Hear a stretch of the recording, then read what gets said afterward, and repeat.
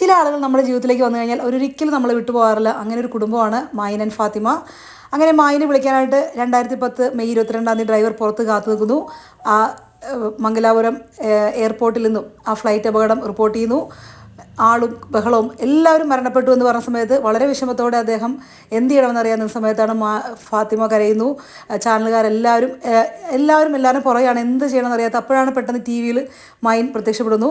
എനിക്കൊരു അപകടത്തിൽ എൻ്റെ വൈഫൊക്കെ വിഷമിച്ചിരിക്കുമായിരിക്കും, ഒന്ന് വിളിച്ച് പറയുമോ എന്ന് പറഞ്ഞ സമയത്താണ് ആ ഒരു സന്തോഷം, ആ ഒരു തിരിച്ചുവരവ് ഫാത്തിമയുടെ ജീവിതത്തിൽ ഇന്ന് ഞങ്ങൾ രാവിലെ ആ കാര്യം പറഞ്ഞുകൊണ്ടിരുന്നതാണ്.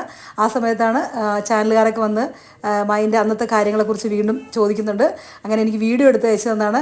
ഇങ്ങനെയൊക്കെ ഒരു തിരിച്ചുവരവ് നമ്മുടെ ജീവിതത്തിൽ അപൂർവമാണ്. ആ ഒരു അപൂർവതയിൽ അപൂർവമായിട്ടുള്ള ഈ മൈൻ്റെ ആ ഒരു ജീവിതവും ഫാത്തിമയുടെ ജീവിതവും ഒരുപാട് നമ്മളിന്ന് വിശ്വാസ് കുമാറിൻ്റെ കാര്യം പറഞ്ഞ പോലെ വിശ്വസിക്കാൻ പ്രയാസമുള്ള ഇങ്ങനത്തെ ജീവിതത്തിലേക്ക് തിരിച്ചു വരുന്ന അവരുടെ നന്മ കൊണ്ടാണ് അവരെന്നും ദൈവം കാത്തിരിക്കും. അവിടെ കുറവാണ് എന്നുള്ളത് നമുക്കതിന് ഓരോ കാരണമാണ്. ടേക്ക് ഓഫിന് മുമ്പ് തന്നെ പൈലറ്റിന് എല്ലാ നിർദ്ദേശവും കിട്ടുന്നുണ്ട്. പ്ലെയിൻ എന്തൊക്കെ അവിടെ ഒരു ആണിക്ക് പോലും എന്തെങ്കിലും പോറലുണ്ടെങ്കിൽ പൈലറ്റിന് മുൻകൂട്ടി കാണാൻ കഴിയും. കാരണം അവർ അരമണിക്കൂർ മുമ്പേ സ്റ്റാർട്ടാക്കി. നമ്മൾ എന്തൊക്കെ പറഞ്ഞാലും ഇങ്ങനെയുള്ള അപകടങ്ങൾ ഓരോ കുടുംബങ്ങളിലും വരുത്തുന്ന ആഘാതം നമുക്ക് വാക്കുകൾക്ക് അതീതമാണ്. ആ കുടുംബങ്ങളിലേക്ക് അവർക്ക് അത് ഉൾക്കൊള്ളുവാനും മാനസികമായിട്ട് സപ്പോർട്ട് ചെയ്യാനും നമുക്ക് എല്ലാവർക്കും സാധിക്കണം. അതുപോലെ തന്നെ ഈ ഒരു അപകടം അവസാനത്തേത് ആയി മാറട്ടെ. ഇനി ഒരിക്കലും ഇങ്ങനൊരു അപകടങ്ങളൊന്നും നമുക്ക് കേൾക്കാനോ കാണാനോ പറ്റാത്ത രീതിയിൽ ഏറ്റവും സേഫായിട്ടുള്ള യാത്ര തന്നെയാണ് നമ്മൾ എയർവേസ് എല്ലാം ചെയ്യുന്നത്. അത് നമുക്ക് അതിൻ്റെ ആ ഒരു സെക്യൂരിറ്റി സിസ്റ്റം എല്ലാം നമുക്ക് അറിയാവുന്നതാണ്.